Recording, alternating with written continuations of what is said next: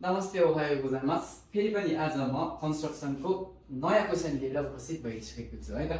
हजुरलाई यदि कन्स्ट्रक्सन पढ्दै हुनुहुन्छ यसको एन्सर अलरेडी थाहा छ भन्ने मान्छेले कमेन्टमा छोडिदिनु होला है त।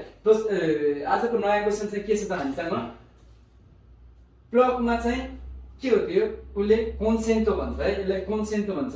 उसले चाहिँ ब्लक छिराउन लागिरहेको छ, टुबिन चाहिँ छिराउन लागेको छ केमा त ब्लकमा हो। अब यसमा पिक्चर हेरेर के त किकेङ नाति हो नादेस्का। किकेङ भनेको डेन्जर हो, टेन भनेको पोइन्ट के हो त यसमा हेर्दाखेरि डेन्जर पोइन्ट के छ त, यसमा के खतरा छ जस्तो लाग्छ तपाईँलाई है त। हेर्दै जाउँ, अप्सन हेरौँ है त। नर्मली पिक्चर हेर्दाखेरि पुरा हातमा पसिना आएको जस्तो, हात भिजेको जस्तो देखिन्छ हो। अब हेरौँ, खान्देन नो किकेङ।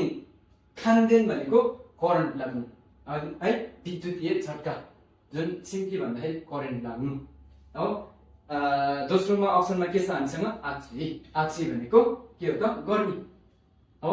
अब तेस्रोमा के छ यो गोडे। यो गोडे भनेको फोर, महिनिएको भन्ने मिनिङ हो। अब चौथोमा छ खारुई।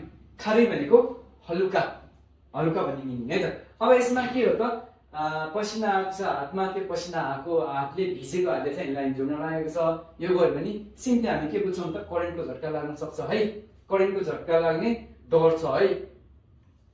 त्यही भएर चाहिँ के त एन्सर यसको खान्देन नो किकेङ देस है त। है त, आरिगातो गोजाइमास।よろしくお願いします。